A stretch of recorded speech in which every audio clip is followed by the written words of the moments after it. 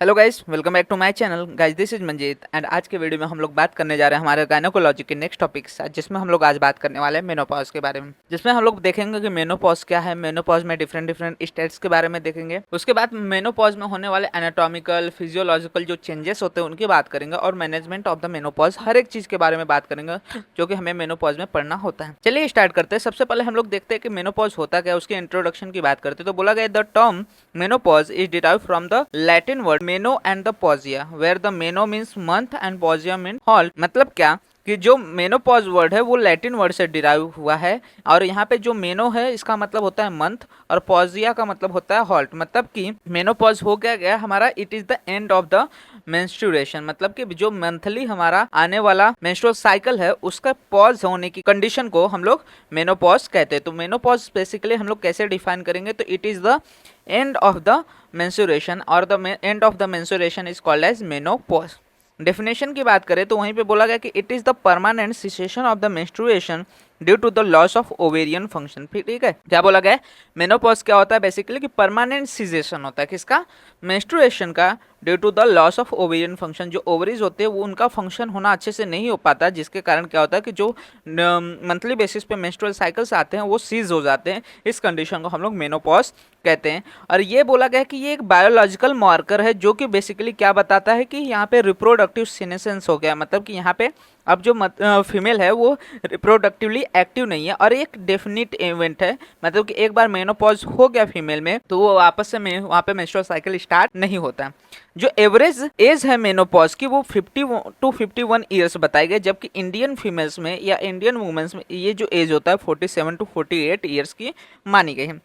बोला गया कि जो एज होता है मेनोपॉज का वो किसी भी चीज़ से इन्फ्लुएंस नहीं होता। मतलब कि सारे फीमेल्स में लगभग सेम ही होता है ऑल ओवर द वर्ल्ड। न तो रेस के हिसाब से, न तो पैरिटी, न तो हाइट, न ही वेट, या फिर न ही किसी तरह के रिप्रोडक्टिव हिस्ट्री हो गई, या फिर किसी भी तरह का कंबाइन और कॉन्ट्रासेप्टिव पिल्स का यूज़ किया हो, या फिर मेनार्स का एज, या फिर सोशियो इकोनॉमिक स्टेटस, या फिर एजुकेशन, ये सभी नहीं डिसाइड करते, या फिर इनसे हमारा जो मेनोपॉज का एज है वो इन्फ्लुएंस नहीं होता। फीमेल्स में जो एज ऑफ मेनोपॉज होता है वो फिक्स होता है, वो सभी फीमेल्स का कह रहा था उनके बॉडी के फिजियोलॉजी के अकॉर्डिंग ही रहता है। ये सारी चीज़ें वहाँ पे उसको बिल्कुल भी इन्फ्लुएंस नहीं करती।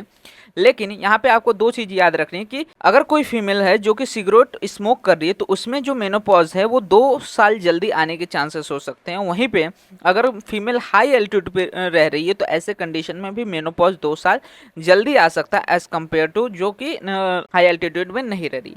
तो ये सारी चीज़ें हमें डेफिनेशन या इंट्रोडक्शन में याद रखना है। पहले तो मेनोपॉज का आपको डेफिनेशन क्लियर हो जाना चाहिए कि it is the end of menstruation और the cessation of the menstrual cycle.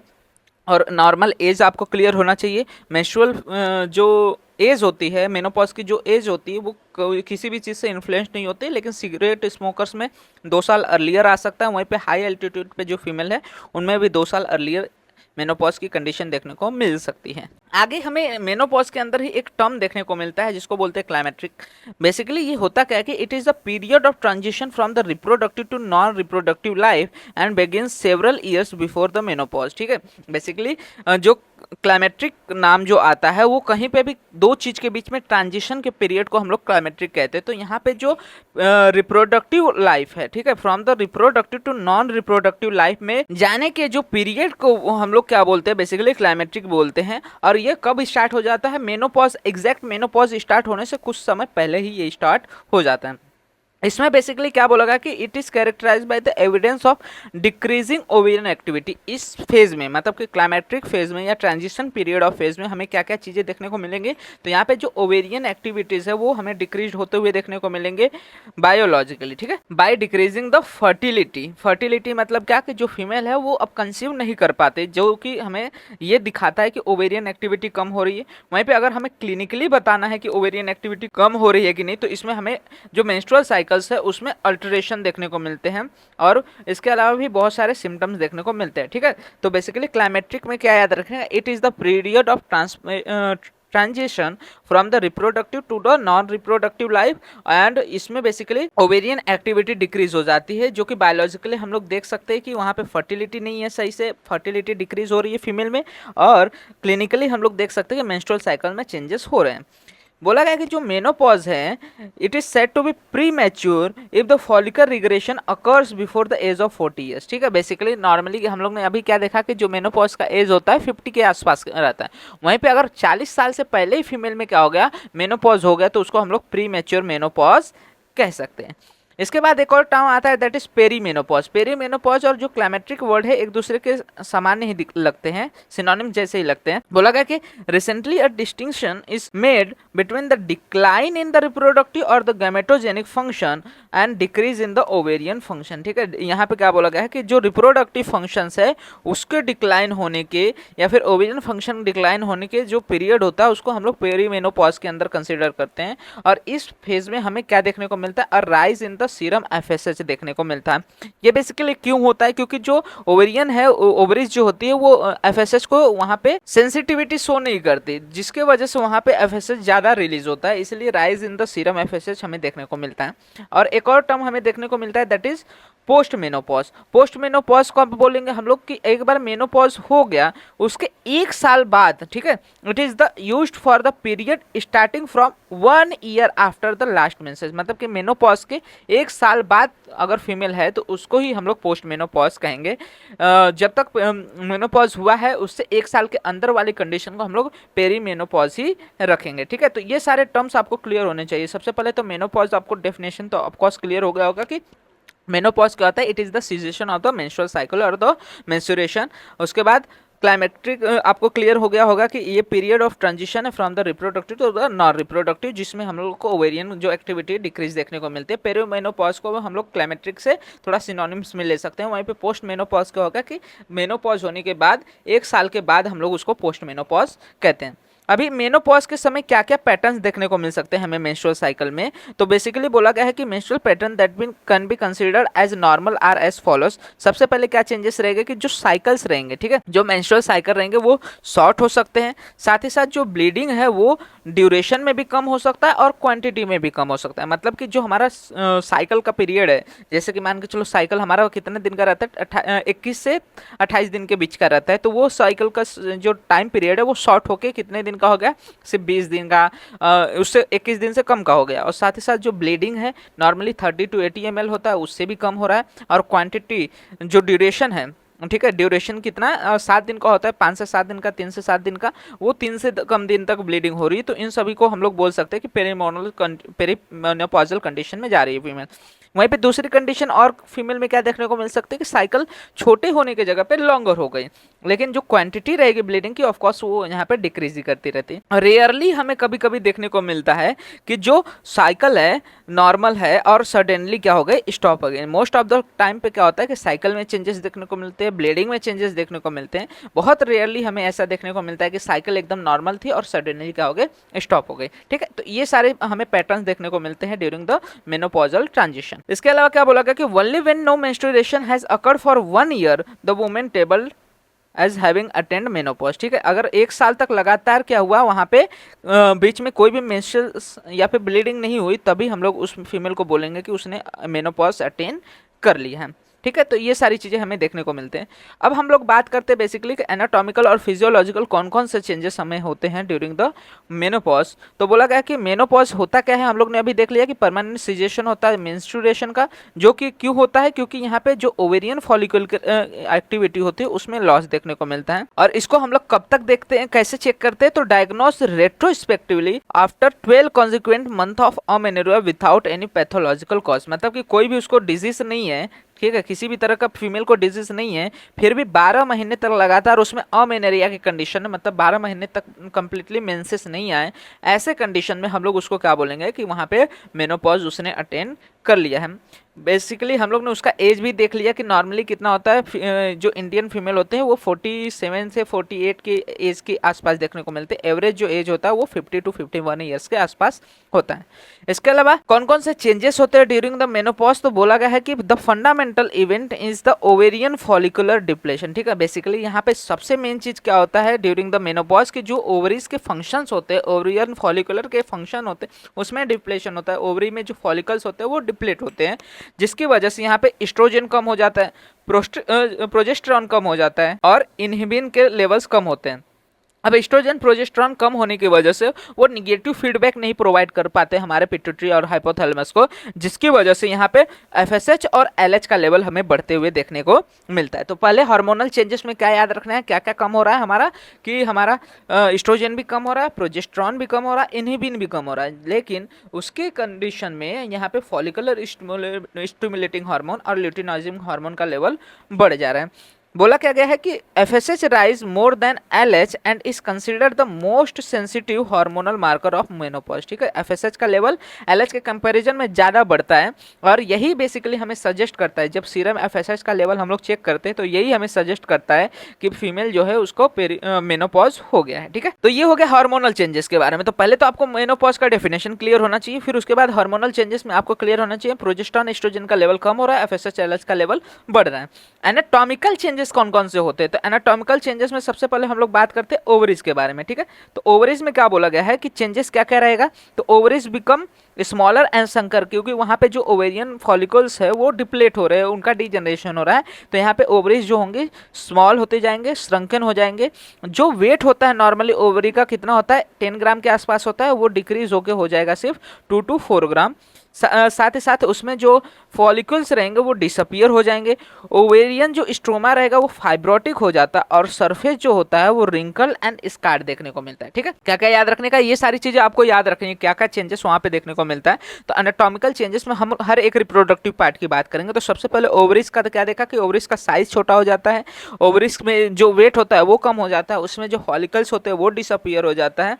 इसके वजह से होता क्या है कि ओव्यूलेशन का लॉस हो जाता है, मतलब कि ओवेरियन फंक्शन लॉस हो रहा है। साथ ही साथ mark reduction in estrogen and progesterone secretion, जो एस्ट्रोजन और प्रोजेस्टेरॉन का सिक्रेशन है वो कम हो जाता है, जिसके वजह से हमें FSH और LH के लेवल बढ़ते हुए देखने को मिलते हैं। तो ये हो गया ओवरेज में चेंजेस। वहीं पे हम लोग यूट्रस की बात करते हैं, तो यूट्रस में क्या क्या चेंजेस बोला गया है, तो यहाँ पे बोला गया है कि यूट्रस जो होगा वो एट्रोफी देखने को मिलता है यूट्रस में, यूट्रस का भी साइज डिक्रीज करता है, यूट्रस का वेट भी डिक्रीज कर जाता है। साथ ही साथ जो एंडोमेट्रियम है वो एकदम थीन हो जाता है और इनएक्टिव हो जाता है। जैसे कि हम लोग देखते हैं कि रिप्रोडक्टिव पीरियड में एंडोमेट्रियम बार बार क्या होता है, थिन थिक होते रहता है according to the menstrual cycle different phases में। लेकिन अब जो एंडोमेट्रियम है हमारा आफ्टर द मेनोपॉज थिन हो जाता है एंड इनएक्टिव हो जाता है। साथ ही साथ मायोमेट्रियम भी एकदम थिनर हो जाता है। तो 4 चेंजेस हम लोग ने यूट्रस में देख लिए कि यूट्रस क्या होता है, एट्रोफी में जाता है, साथ ही साथ साइज और वेट यूट्रस का कम हो जाता है और एंडोमेट्रियम थिन हो जाता है, मायोमेट्रियम भी थिन हो जाता है। अब इसके वजह से क्या होता है, अमेनेरिया होता है, क्योंकि अब एंडोमेट्रियम की शेडिंग ऑफ ही नहीं हो रही है, जिसकी वजह से अमेनेरिया होता है। साथ ही साथ increase susceptibility to the uterine prolapse due to the loss of support. अब क्या हो रहा है, धीरे धीरे वहां पे जो हमारे लिगामेंट्स रहते हैं या फिर जो मसल्स रहते हैं उनका जो सपोर्ट होता है कम होते जाता है, जिसके वजह से यूट्राइन प्रोलैप्स की सस्टेबिलिटी बढ़ जाती है। तो कॉन्सिक्वेंस में बस आप अमेनेरिया भी एग्जाम के लिए याद रखोगे तो वेल एंड गुड है। इसके बाद सर्विक्स की बात करते हैं, तो सर्विक्स में क्या क्या चेंजेस देखने को मिलेंगे, तो सर्विक्स कैसा हो जाता है, सर्विक्स स्मॉल हो जाता है। साथ ही साथ जो सर्वाइकल ग्लैंड्स है उसमें एट्रोफी देखने को मिलता है, डिक्रीज सर्वाइकल म्यूकस प्रोडक्शन हो जाता है। ठीक है, वहाँ पे जो सर्विक्स में म्यूकस रहता है वो डिक्रीज कर जाता है और स्क्वेमो कॉलमनार जो जंक्शन होता है रेसिड कर जाता है इनटू द सर्वाइकल कैनाल में। तो ये 4th पॉइंट आपको नहीं भी याद रहेगा तो भी चलेगा, कम से कम ये याद रखो कि सर्विक्स स्मॉल हो जाता है, सर्विक्स में भी एट्रोफी देखने को मिलती है, साथ ही साथ म्यूकस का प्रोडक्शन डिक्रीज हो जाता है। तो हम लोग ने ओवरीज में भी चेंजेस देख लिए, यूट्रस में भी चेंजेस देख लिए, सर्विक्स में। अब बात करते हैं हम लोग सर्विक्स में चेंजेस की वजह से क्या क्या यहाँ पे कॉन्सिक्वेंसेस होते हैं। तो बोला गया है कि वेजाइनल ड्राइनेस हो जाता है, क्योंकि अभी हम लोग ने देखा कि वहाँ पे क्या हो रहा था, जो म्यूकस है उसका प्रोडक्शन कम हो रहा है, जिसकी वजह से यहाँ पे क्या हो रहा है, वेजाइनल ड्राइनेस हो जाता है। साथ ही साथ इंक्रीज रिस्क ऑफ इन्फेक्शन बढ़ने के चांसेस देखने को मिल सकते हैं। वहीं पे फेलोपियन ट्यूब्स की बात करें तो फेलोपियन ट्यूब्स में क्या रहेगा कि जो ट्यूब्स रहेंगे थिनर हो जाते हैं, ट्यूब्स शॉर्टर हो जाते हैं और सिलिया जो होते हैं उनका नंबर काउंट कम हो जाता है, सिलिया रिड्यूस हो जाते हैं और मस्कुलर वॉल में एट्रोफी देखने को मिलता है, जिसके वजह से जो उसका मेन फंक्शन होता है to carry the ovum from the ovary to the uterus वो लॉस हो जाता है। तो बेसिकली ओवरऑल क्या होता है, रिप्रोडक्टिव फंक्शन में लॉस देखने को मिलता है। एंड वजाइनल चेंजेस की बात करें तो बोला गया कि वजाइनल जो एपिथेलियम होता है वो थिन एंड फ्रेजाइल हो जाता है। जो वजाइना में रूगे रहते हैं, हम लोग जो देखते हैं कि वजाइना में रूगे प्रेजेंट है वो लॉस हो जाते हैं। साथ ही साथ यहाँ पे ग्लाइकोजेन ऑक्सीजन का कंटेंट जो होता है वजाइना में कम हो जाता है, वजाइनल लेंथ और इलास्टिसिटी दोनों डिक्रीज होते हुए देखने को मिलते हैं, एंड वजाइनल पीएच जो होता है राइज कर जाता है फ्रॉम एसिडिक, मतलब नॉर्मली पीएच कितना होता है 4 to 5, अब ये जो पीएच होता है 6 के आसपास पहुंच जाता है, तो बेसिकली यहाँ पे जो वजाइनल पीएच है वो भी इंक्रीज कर जाता है। तो एपिथेलियम क्या हो रहा है, थीन हो रहा है, रुगेड डिसअपियर हो रहा है, इलास्टिसिटी और लेंथ कम होते जा रहा है, और साथ ही साथ वजाइनल पीएच बढ़ रहा है। अब क्या होगा यहाँ पे कि वजाइनल में डायरनेस देखने को मिलेंगे, डिस्पेरियोनिया जैसी कंडीशन देखने को मिलेगी, पेनफुल इंटरकोर्स रहेगा, क्योंकि यहाँ पे क्या हो रहा है हमारा जो वजाइना की इलास्टिसिटी है ये सारी चीज़ें कम हो रही है।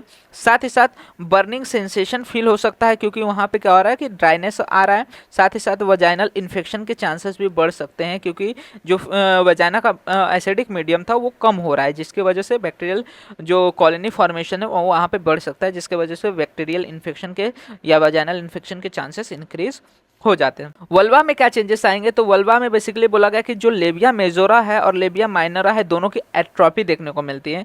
जो सबक्यूटेनियस फैट होता है और वल्वा पे वो क्या होता है लॉस होते जाता है। साथ ही साथ डिक्रीज्ड पिगमेंटेशन, जो पिगमेंटेशन है वजाइनल एरिया में, जो वल्वा एरिया में वो डिक्रीज हो जाता है, और जो बार्थोलिन ग्लैंड्स का सिक्रेशन है वो भी क्या होते हैं यहाँ पे डिक्रीज हो जाते हैं। इसके वजह से यहाँ पे भी क्या रहेगा, ड्राइनेस रहेगा और प्रोराइटिस वल्वे जैसी कंडीशन होगी, ईचिंग देखने को मिलते हैं यहाँ पे। ठीक है, तो हम लोग मोस्टली क्या देख रहे हैं, ज़्यादातर जगह पे क्या हो रहा है हमारा एट्रोपी देखने को मिल रहा है, वहाँ पे वेट रिडक्शन देखने को मिल रहा है, साइज रिडक्शन देखने को मिल रहा है, साथ ही साथ फैट और इलास्टिसिटी लॉस होते हुए देखने को मिल रहा है। पेल्विक फ्लोर की बात करें तो पेल्विक फ्लोर में बोला गया है कि जो पेल्विक फ्लोर है उसमें weakening of pelvic muscle and ligament देखने को मिलेंगे, और जो कोलाजन कंटेंट होता है उस एरिया का पेल्विक रीजन का वो डिक्रीज होता है, जिसकी वजह से अगर लिगामेंट क्या हो रहे हैं वीक हो रहे हैं तो जिसकी वजह से यूट्राइन प्रोलैप्स हो सकता है। वहीं पे सिस्टोसिल रेक्टोसिल जैसी कंडीशन हो सकती है, मतलब कि जो हमारा ब्लैडर है वो बल्ज आउट कर सकता है थ्रू द वजाइना, ये सारी चीजें देखने को मिल सकती है, और स्ट्रेस यूरिनरी इनकंटिन्यूस जैसी कंडीशन हमें देखने को मिल सकती है due to the weak pelvic muscles की वजह से। ब्रेस्ट में चेंजेस की बात करें तो ब्रेस्ट में बोला गया है कि atrophy of the glandular tissue होते हैं, जो ब्रेस्ट में ग्लैंडुलर टिश्यू होते हैं उनमें एट्रोपी देखने को मिलती है। साथ ही साथ ये जो ग्लैंडुलर टिश्यू होते हैं वो रिप्लेस हो जाते हैं बाय द फैटी टिश्यू, जिसकी वजह से जो ब्रेस्ट रहता है वो नीचे की तरफ लटक जाता है, और साथ ही साथ फर्मनेस, वही बोला गया है यहाँ पे कि जो फर्मनेस होता है हमारे ब्रेस्ट का उसकी लॉस हो जाती है, ब्रेस्ट की इलास्टिसिटी लूजन हो जाती है, और साथ ही साथ ब्रेस्ट बिकम पेंडुलस, ब्रेस्ट जो होता है संग करने लगता है, नीचे लटकने लगता है, और साथ ही साथ स्मॉलर हो जाता है। तो ये सारी चीज़ें हमें देखने को मिलती हैं with in the anatomical changes. तो एनाटॉमिकल चेंजेस में हम लोग ने सारी चीज़ें देखे। सबसे पहले ओवरीज देखा कि ओवरी में एट्रोपी हो गई, ओवरी का साइज कम होगा, उसमें जो फॉलिकल्स रहेंगे उनका डिजनरेशन हो जाता है। यूट्रस में भी एट्रोपी होता है, यूट्रस का भी साइज और वेट डिक्रीज करता है, यूट्रस में जो एंड्रोमेट्रियम होता है वो थिन हो जाता है। साथ ही साथ हम लोग ने सर्विक्स में भी देख लिया कि सर्विक्स स्मॉलर हो जाता है, उसमें भी एट्रोपी होती है, म्यूकस प्रोडक्शन कम हो जाता है, जिसकी वजह से वहाँ पे ड्राइनेस देखने को मिलता है और इन्फेक्शन ऑफ का रिस्क भी बढ़ जाता है। फेलोपियन ट्यूब्स की बात कर ली, फेलोपियन ट्यूब्स भी क्या होते हैं, वहाँ पे जो सीलिया होता है वो डिसअपियर होता है या फिर रेड्यूस हो जाते हैं, ट्यूब्स थिनर हो जाता है, और मस्कुलर वॉल में एट्रोफी देखने को मिलता है। वजाइना में भी हम लोग ने देख लिया, रूगे खत्म हो जाते हैं, थिन हो जाता है वजाइनल एपिथेलियम, और वहाँ पे इलास्टिसिटी और वजाइनल लेंथ जो होता है डिक्रीज हो जाता है, और उसका पीएच भी बढ़ जाता है। साथ ही साथ वल्वा में चेंजेस देख लिया, पेल्विक फ्लोर की मसल में चेंजेस देख लिया कि पेल्विक फ्लोर की मसल वीक हो जाती है, और ब्रेस्ट में चेंजेस देख लिया कि जो ग्लैंडुलर टिश्यू है वो रिप्लेस हो जाते हैं बाय द फैटी टिश्यू, जिसकी वजह से जो ब्रेस्ट होते हैं वो पेंडुलस और स्मॉलर हो जाते हैं। अब बात करते हैं हम लोग फिजियोलॉजिकल चेंजेस के बारे में कि कौन कौन से फिजियोलॉजिकल चेंजेस देखने को मिलता है ड्यूरिंग द मेनोपॉज। तो यहाँ पे बोला गया है कि सबसे पहले रिप्रोडक्टिव सिस्टम की बात करें तो रिप्रोडक्टिव सिस्टम में क्या बोला गया है कि permanent session of the menstruation होता है, जिसकी वजह से लॉस ऑफ फर्टिलिटी होती है और अनओव्यूलेटरी साइकिल बिकम्स कंप्लीट मेनोपॉज। ठीक है, अनओव्यूलेटरी साइकिल्स जो हो रहे थे बेसिकली पेरीमेनोपॉज के समय पे, अब वो कम्प्लीटली मेनोपॉज हो जाता है, मतलब कि अब यहाँ पे साइकिल्स भी नहीं रहते, पूरा जो ब्लीडिंग है वही रुक जाता है। तो permanent cessation of the menstruation देखने को मिलता है, लॉस ऑफ फर्टिलिटी देखने को मिलता है। ये हो गया रिप्रोडक्टिव चेंजेस के बारे में। वहीं पे वैसोमोटर चेंजेस में क्या होता है, फीमेल्स में जो कि पेरीमेनोपॉजल कंडीशन में हो या फिर जिनमें जस्ट मेनोपॉज हुआ, उनमें हॉट फ्लशेस देखने को मिलता है, बार बार एक्सेसिव स्वेटिंग देखने को मिलता है। तो इसमें फीचर क्या रहेंगे, मोस्ट कॉमन सिस्टम जो हमें देखने को मिलता है किसी भी मेनोपॉजल फीमेल में, कि इसमें सडन फीलिंग ऑफ हीट रहता है, flushing of face, neck and chest रहता है, बहुत ज़्यादा एक्सेसिव स्वेटिंग्स रहते हैं, पाल्पिटेशंस रहते हैं, और ये लास्ट करता है फॉर 1 to 5 मिनट। ठीक है, फिजियोलॉजिकल चेंजेस की बात आए तो सबसे पहले हम लोग ने रिप्रोडक्टिव चेंजेस देख लिया कि इनफर्टिलिटी आ जाती है। ठीक है, दूसरा वैसोमेट्रिक चेंजेस में देखा कि वहाँ पे हॉट फ्लशेस आते हैं, जिसमें वहाँ पे हीट फील करेगी फीमेल, साथ ही साथ स्वेटिंग होगी, पाल्पिटेशन होगा। और इसका कॉज क्या है, तो कॉज बेसिकली क्या है कि एस्ट्रोजन डिफिशियंसी की वजह से होता है, जो कि अफेक्ट करता है हमारे हाइपोथैलेमिक थर्मोरेगुलेटरी सेंटर्स को, और इसकी वजह से यहाँ पे हॉट फ्लैशेस देखने को मिलता है। वहीं पे जेनाटो यूरिनरी चेंजेस की बात करें तो जेनाटो यूरिनरी चेंजेस में बोला गया है कि यहाँ पे वेजाइनल ड्राइनेस देखने को मिलेगा, डिस्पेरियूनिया देखने को मिलेगा, यूराइनल अर्जेंसी रहेगी, फ्रीक्वेंसी ऑफ यूरिन बढ़ जाएगी, डिसयूरिया जैसी कंडीशन देखने को मिलेगी, और साथ ही साथ रिकरेंट यूरिनरी ट्रैक्ट इन्फेक्शन जैसी कंडीशन हमें देखने को मिल सकते हैं।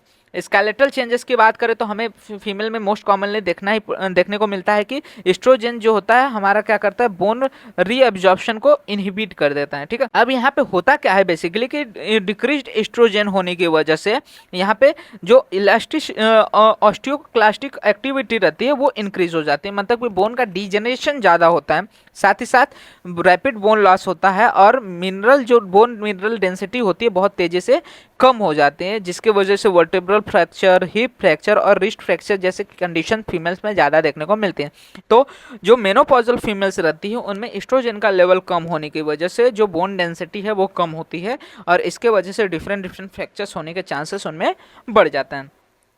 तो हम लोग ने पहला क्या देखा, रिप्रोडक्टिव चेंजेस देख लिया, वैसोमोटर चेंजेस देख लिया, जेनाटो यूरिनरी चेंजेस देख लिया, और हम लोग ने स्केलेटल चेंजेस देख लिया। वहीं पे कार्डियोवैस्कुलर चेंजेस की बात करते हैं तो कार्डियोवैस्कुलर चेंजेस में क्या क्या होता है कि increase LDL cholesterol, low density lipid cholesterol होता है वो बढ़ जाता है।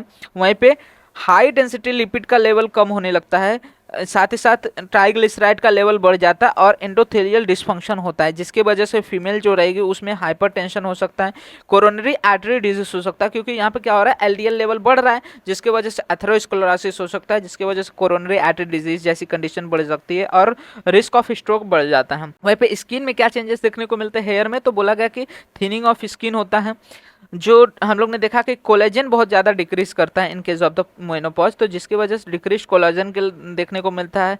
रेडिस्ट इलास्टिसिटी, जो स्किन का इलास्टिसिटी है मेनोपॉजल फीमेल में वो कम हो जाते हैं, साथ ही साथ स्किन पे रिंकल्स देखने को मिलते हैं।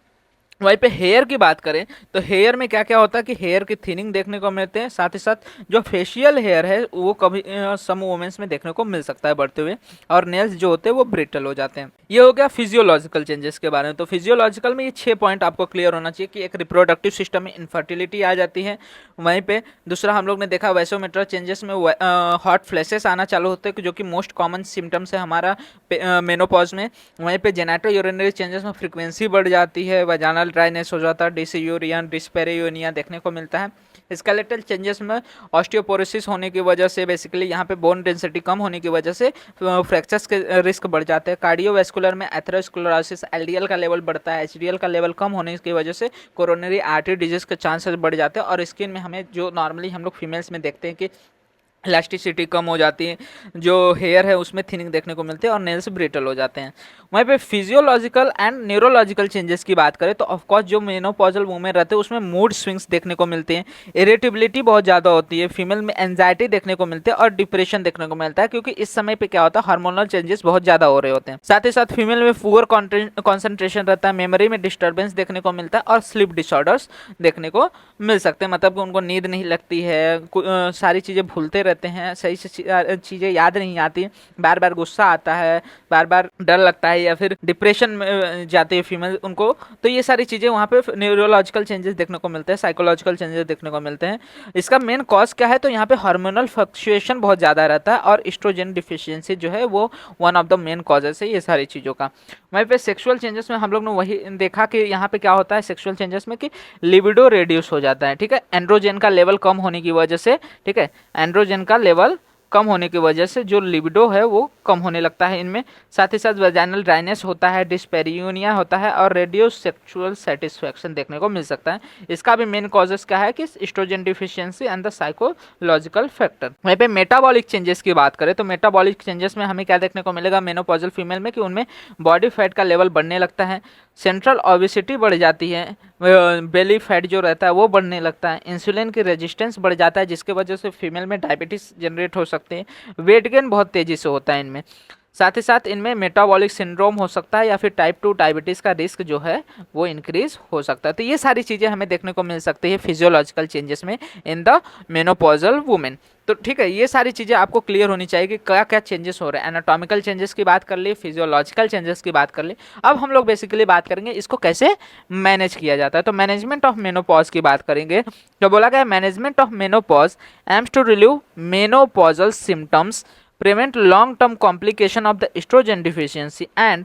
improve the quality of life of the postmenopausal women। postmenopausal जो हम लोग मैनेजमेंट कर रहे हैं उसका मेन एम हमारा मेनोपॉज को रोकना नहीं है, उसका मेन एम क्या है कि जो मेनोपॉज के वजह से जो सिम्टम्स डेवलप हो रहे हैं, ठीक है, जो मेनोपॉजल सिम्टम्स डेवलप हो रहे हैं उन मेनोपॉजल सिम्टम्स के जो कॉम्प्लिकेशन है उसको ट्रीट करें, जो कि एस्ट्रोजन की डिफिशियंसी की वजह से जो कॉम्प्लिकेशन जनरेट हो रहे हैं उसको ट्रीट करें, ताकि जो फीमेल है अच्छे से अपनी क्वालिटी ऑफ लाइफ को मेंटेन कर सकें।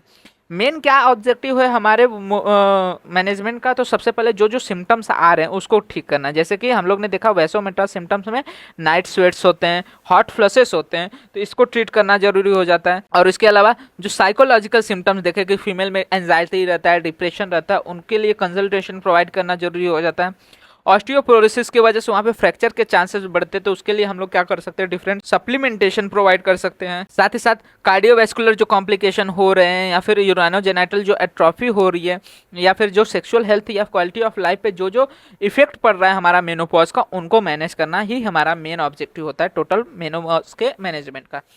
इसमें क्या क्या हम लोग मैनेजमेंट कर सकते हैं, तो नॉन फार्मेकोलॉजिकल मैनेजमेंट की बात करें जिसमें हम लोग क्या करते हैं, जो लाइफस्टाइल चेंजेस है वो करते हैं। तो बोला गया कि health education and counselling main होती है इसमें। जो भी वुमेज जो कि मेनोपॉज में जा रही है उसमें हमें क्या करना है, सबसे पहले रीअश्योर करना है और उसे ये चीज़ बतानी है कि ये जो है वो नेचुरल फिजियोलॉजिकल इवेंट है मेनोपॉज, और उसको हम लोग क्या कर सकते हैं, बिना दवा के भी ट्रीट कर सकते हैं अगर हम लोग क्या करें, अच्छे से उसको मैनेज करें हमारे फूड या फिर हमारे सप्लीमेंटेशन के अकॉर्डिंग।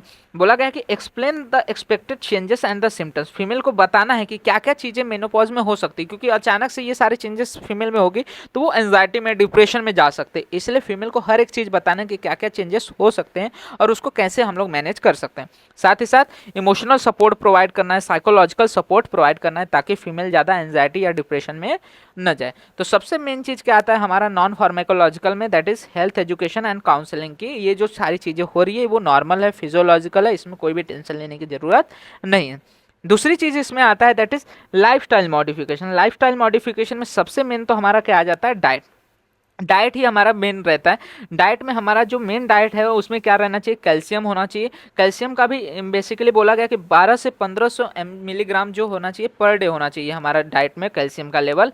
साथ ही साथ विटामिन डी एब्सोल्यूट अमाउंट में होना चाहिए, प्रोटीन होना चाहिए, और फ्रूट्स एंड वेजिटेबल जो है हमारे फूड में इंक्लूडेड होना चाहिए, हमारे डाइट में इंक्लूडेड होना चाहिए, जो कि हमें क्या करेंगे, जो बोन डेंसिटी कम हो रही थी या फिर जो बॉडी में डिफरेंट डिफरेंट हार्मोनल चेंजेस आ रहे हैं उनको ये क्या करते हैं, मेंटेन करते हैं।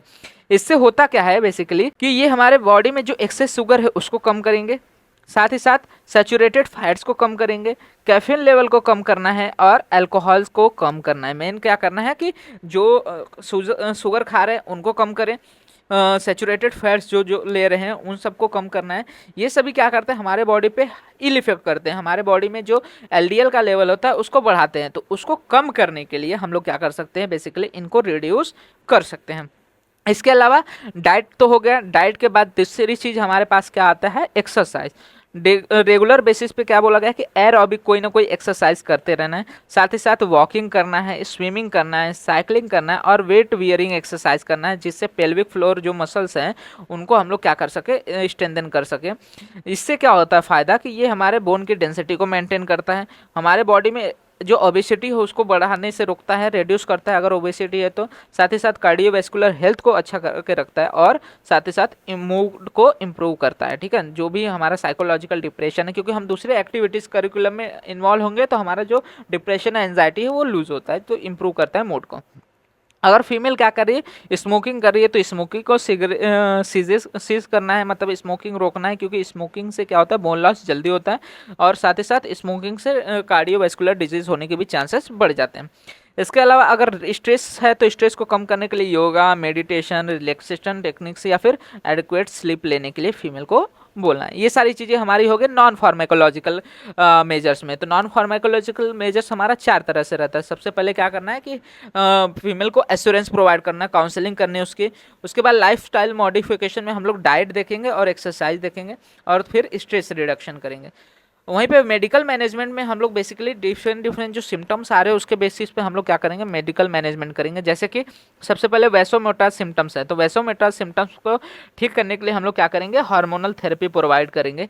हार्मोनल थेरेपी के बारे में जो है हम लोग आगे बात करेंगे नेक्स्ट वीडियो में कि हार्मोनल रिप्लेसमेंट थेरेपी क्या होता है, उसको कैसे करते हैं। अगर वहाँ पे वैसोमोटार सिम्टम्स हो तो उसमें हम लोग हार्मोनल रिप्लेसमेंट थेरेपी कर सकते हैं एक तो। दूसरा नॉन हार्मोनल थेरेपी में हम लोग क्या कर सकते हैं, SSRIs का यूज कर सकते हैं। ठीक है, SSRIs क्या होता है बेसिकली कि सेलेक्टिव सेरोटोनिन रीअपटेक इनहिबिटर्स होते हैं। ठीक है, क्या होते हैं, सेलेक्टिव जो सेरोटोनिन रीअपटेक इनहिबिटर्स होते हैं। इनका बेसिकली काम क्या होता है कि ये बूस्ट करते हैं लेवल ऑफ द सेरोटोनिन, जो कि ब्रेन में क्या करता है, प्ले करता है role in the body's temperature, मतलब कि बॉडी के टेम्परेचर को मेंटेन करने में और बॉडी के जो थर्मोस्टेट लेवल है उसको स्टेबलाइज करने में मदद करता है। तो इसमें हम लोग फ्लोक्सेटिन, पैरोक्सेटिन या फिर एसिटाइलोप्राम का यूज कर सकते हैं। ठीक है, तो पहले क्या है कि हम लोग हार्मोनल थेरेपी दे रहे हैं, उसके बाद हम लोग क्या दे सकते हैं, यहाँ पे SSRIs दे सकते हैं। वहीं पे दूसरा आता है हमारे पास दैट इज SNRIs, मतलब कि सेरोटोनिन नॉरेफ्रिन रीअपटेक इनहिबिटर्स। ठीक है, ये क्या करते हैं बेसिकली एक तरह से एंटी डिप्रेसेंट का काम करते हैं। तो पहले तो SSRIs का यूज कर रहे हैं, फिर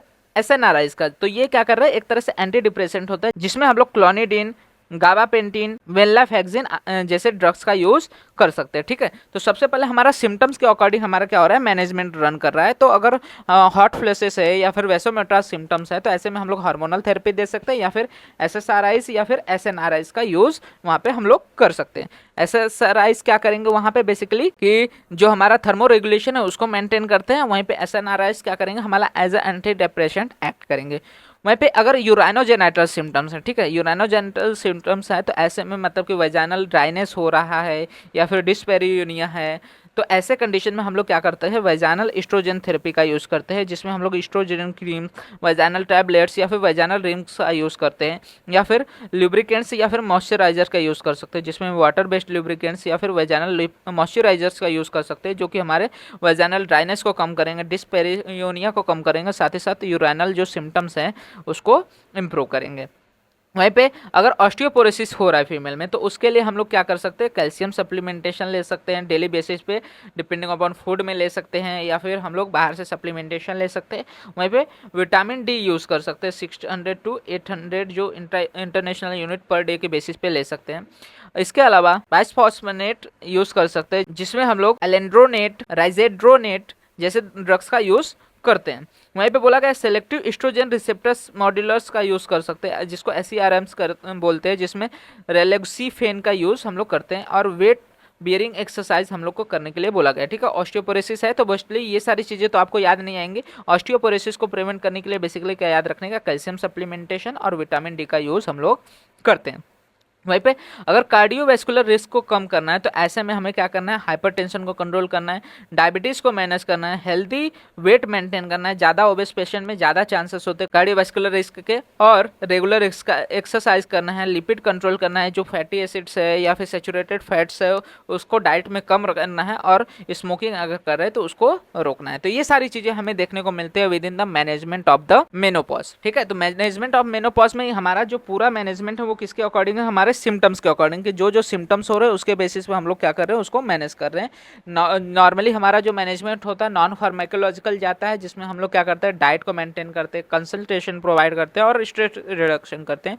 मैं पे फार्माकोलॉजिकल में हमारे सिम्टम्स के अकॉर्डिंग, अगर वैसोमोटर सिम्टम्स है वहाँ पे HRTs का यूज़ कर सकते हैं, SSRIs का यूज़ कर सकते हैं, SNRIs का यूज़ कर सकते हैं। वहीं पे यूराइनोजेनिटल सिम्टम्स है तो वहाँ पे हम लोग बेसिकली लुब्रिकेंट्स का ही यूज़ करते हैं, और अगर कार्डियोवैस्कुलर सिम्टम्स है तो वहाँ पे हम लोग किसका यूज़ चूज कर सकते हैं, डाइट चेंजेस कर सकते हैं या फिर लाइफस्टाइल चेंजेस कर सकते हैं। तो ये सारी चीजें हमें देखने को मिलती है with in the management of the menopause. तो होप इसी के साथ आपको मेनोपॉज टॉपिक पूरा क्लियर हो गया होगा। इसके रिलेटेड कोई भी डाउट रहता है आप कमेंट सेक्शन में मेंशन कर सकते हैं। मैं ट्राई करूंगा फर्दर वीडियोज में उसको और अच्छे से समझा सकूं। मैंने ट्राई किया है कि जितना अच्छे से हो सके इसको आपको समझा सकूं, ताकि कोई भी डाउट रहता है तो आपको क्लियर हो जाए। एंड अगर वीडियो अच्छा लगा हो तो वीडियो को लाइक एंड शेयर करना मत भूलिएगा, जिससे ज्यादा से ज्यादा लोग वीडियो का फायदा ले सके। एंड इसी तरह के और भी फर्दर वीडियोस इस चैनल पे अपलोड होते रहेंगे, तो चैनल को सब्सक्राइब जरूर कर लीजिएगा, जिससे आने वाले वीडियोस के नोटिफिकेशन आपको मिलते रहे। एंड आप हमारे इंस्टाग्राम एंड टेलीग्राम हैंडल्स को भी फॉलो कर सकते हैं, जहां पे आपको वीडियोस रिलेटेड, नोट्स रिलेटेड जो भी अपडेट्स रहते हैं प्रोवाइड हो जाते हैं, जिसका लिंक आपको वीडियो के डिस्क्रिप्शन में अवेल हो जाएगा।